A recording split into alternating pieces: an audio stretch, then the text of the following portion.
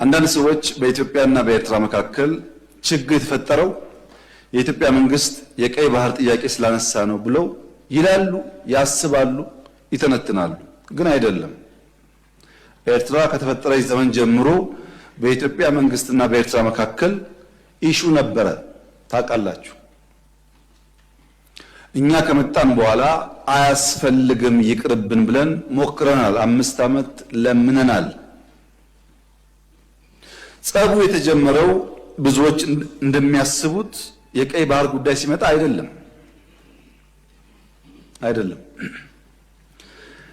በትግራይ ውጊያ ሲጀመር የመጀመሪያው ዙር ውጊያ ሽሬ ካስለቀቅን በኋላ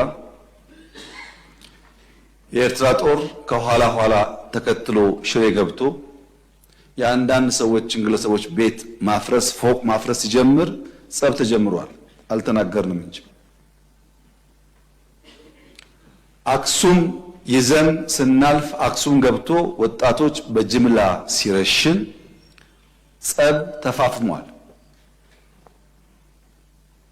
አድዋን ይዘን ስናልፍ አድዋ ሄዶ ፋብሪካዎች ሲፈታታ ሲሰርቅ ጸብ ተጋግሏል። አዲግራት ደርሰን የመድኃኒት ፋብሪካውን የሚነቀለውን ነቅለው የማይነቀለውን ሲያፈራርሱ ጸቡ ጫፍ ደርሷል። ግን የኢትዮጵያ መንግስት ያኔ በዚህም ለመዋጋት ብቃት አልነበረው። ውስን ኃይል ነበረ። ሽሬን ከያዝን በኋላ ያጠቃነውን ጣት እንከተል ነበር እንጂ የያዝነውን ቦታ እያጸናን አንሄድም። አክሱም ወጣቶች ሲገደሉ፣ አድዋ ሲዘረፍ፣ አዲግራት ሲዘረፍ በርካታ ኢንቮይ ወደ ኤርትራ ልክ ያለው የላኳቸው ሰዎች ገሚሱ አሁን ከኛ ጋር የሉ። ለምሳሌ ክቡር አቶ ገዱ ያኔ የውጭ ጉዳይ ሚኒስተር ነበሩ። ከአንዴም ሁለቴ ኤርትራ ልኬያቸዋለሁ። የላኳቸው የትግራይን ህዝቤን አታገሷቅሉ፣ ሀብቱን አትዝረፉ፣ ጸቡ ከቲፒኤልኤፍ እንጂ ከትግራይ ህዝብ አይደለም የሚል ነው። አቶ ገዱ አሁን እኛ ጋር የሉም። ግን ክር አላቸው፣ ህሊና አላቸው። ዛሬ ቢደብቁ በታሪክ ውስጥ ይወጣል። ለምን ጉዳይ ነው እንደተነጋገሩ እሳቸውም ያውቃሉ፣ ሻዕቢያም ያውቃል፣ እኛም እናውቃለን። አሉ፣ አልሞቱም። እሳቸው አክሰስ ይደረጋሉ፣ ሊናገሩ ይችላሉ። ለክራቸው ሲሉ፣ ለእምነታቸው ሲሉ ማለት ነው። ለምን ጉዳይ እንደሄዱ በእሳቸው መፈታት ሲያቅተው አቶ ደመቀ ልክ ያለው አቶ ደመቀ አሁን እኛ ጋር የሉም። በህይወት ስላሉ ለእምነታቸው ለሌላቸው ሊጠየቁ ይችላሉ። ለምን ጉዳይ እንደሄዱ ያውቃሉ። ከነሱም ውጭ አሁን ሲስተም ውስጥ ያሉ 2-3 ሰዎች ልክ ያሉ። ታስታውሱ ከሆነ መቀሌ ልንገባ ጥቂት ሲቀረን የ3 ቀን አልቲማተም ብለን አውጀን ነበር። ብዙ ሰው ሚስጥሩ አልገባው። የቸገረንኛ ሽሬን ስለቅ ከኋላ ይገባሉ፣ አክሱም ስለቅ ከኋላ ይገባሉ።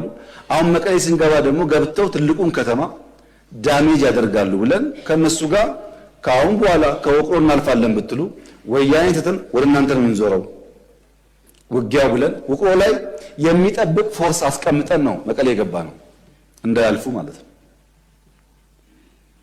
ይሄ ጸብ ተፋፍሞ ሄዶ የፕሪቶሪያ ስምምነት ሲፈረም እንዴት ቲፒኤልኤፍ ሳይጠፋ እንዴት ትግራይ ሳይወድም ፊርማ ይደረጋል በሚል ነው የመጨረሻ ጫፍ የደረሰው ጸቡ። ከዚህ ኃይል ጋር ነው እንግዲህ አንዳንድ ቲፒኤልኤፍ ሰዎች ሆነው ኢትዮጵያን ለማፍረስ እንስራ ያሉት። የትግራይ ህዝብን የሚጎዳና የሚጠቅም ነገር ይሄ መንግስት ነው የሰራው ወይስ ቲፒኤልኤፍ? ሁሉም ቲፒኤልኤፍ ላይሆን ይችላል። አክራሪ ቲፒኤልኤፍ በሚል ሊወሰድ ማን ነው የሚለውን ዛሬ ብዙ ኢሞሽን፣ ብዙ ፕሮፓጋንዳ፣ ብዙ ውሸት ስላለ ችግር የለውም። ነገ ግን ታሪክ ያወጣዋል።